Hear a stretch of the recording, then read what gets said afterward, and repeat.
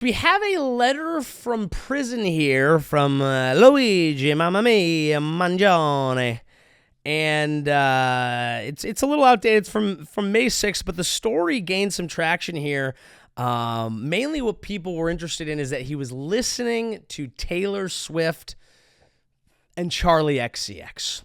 Now, I think this story popped because it's three big names, and it's kind of like the same people might be interested in all three. Like, the same three names hit a certain demographic of, like, you know, left-wing to very progressive, and kind of, like, Luigi Mangione is a girl boss, let's be honest.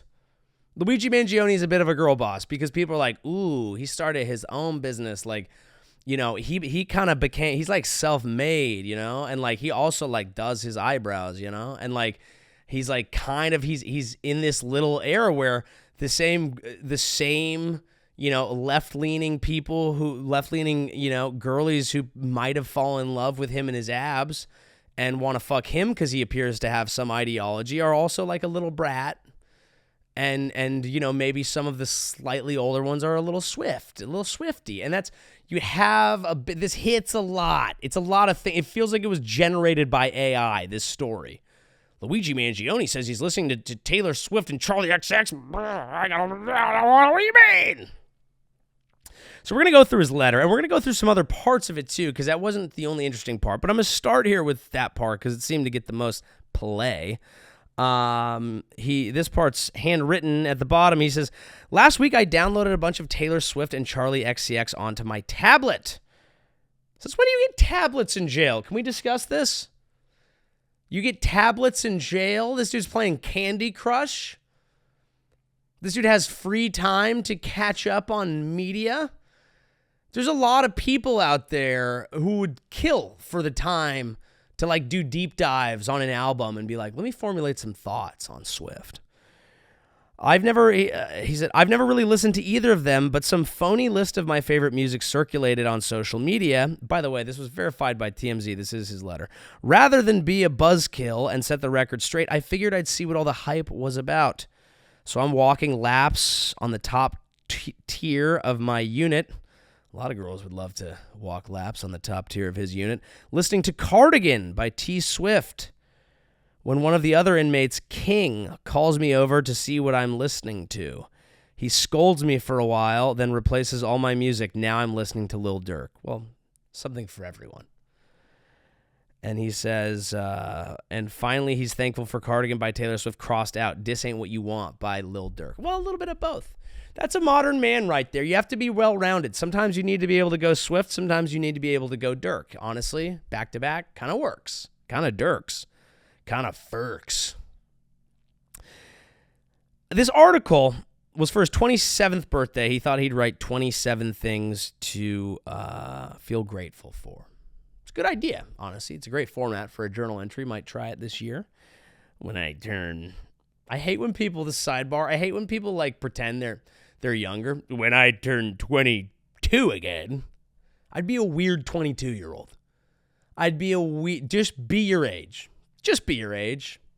I don't need to guess I'm 22 again. No, I don't. I'm not, and I don't want to be.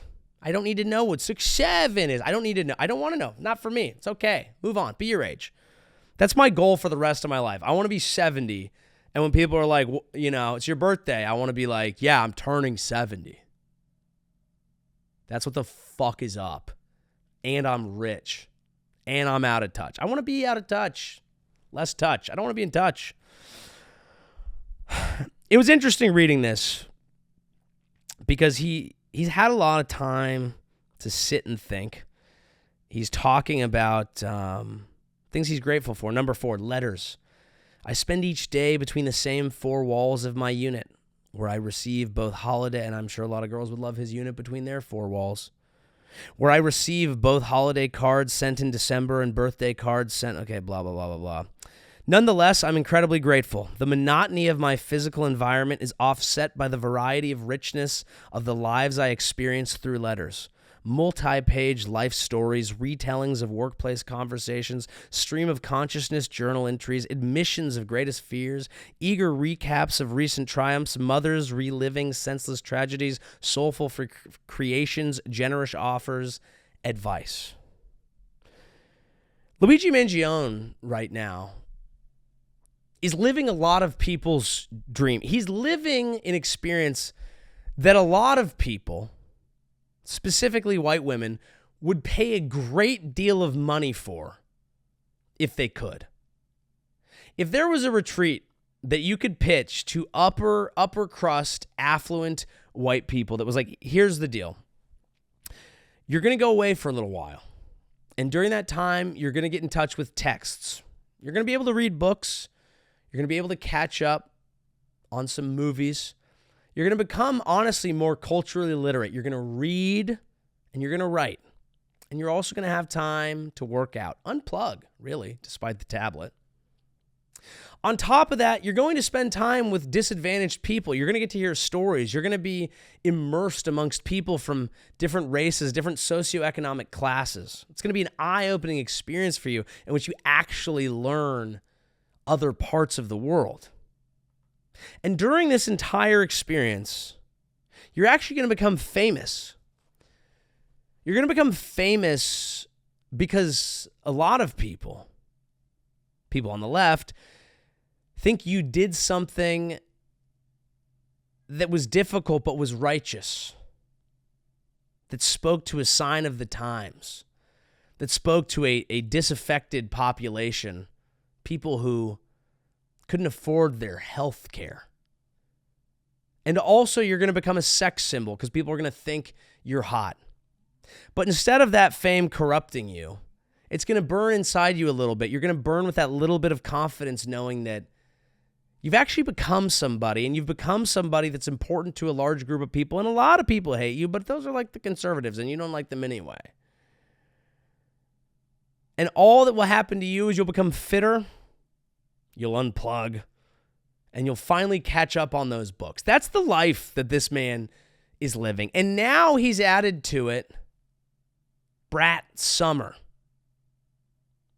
Now he's Brat on top of it. I'm interested to see how this all turns out. The trials of Luigi and the trials of Tyler Robinson, who is accused of assassinating Charlie Kirk, although there are significant conspiracies swirling right now about the FBI's handling of that investigation. The way those trials turn out and the way they're treated and what we get to see of them in the public, you know, these are stories that popped and they were big for a while, and they kind of feel like they went away, but I don't think they've gone away at all. Because the interesting thing is we're presented with this idea that both of them have pleaded not guilty. All the information that I've seen is like, we have video, we have photo, we can tell it's you, and they've pleaded not guilty. Now, I don't know. I'd have to ask a lawyer. Maybe there's no reason to plead guilty because they're just going to fuck you in the ass anyway.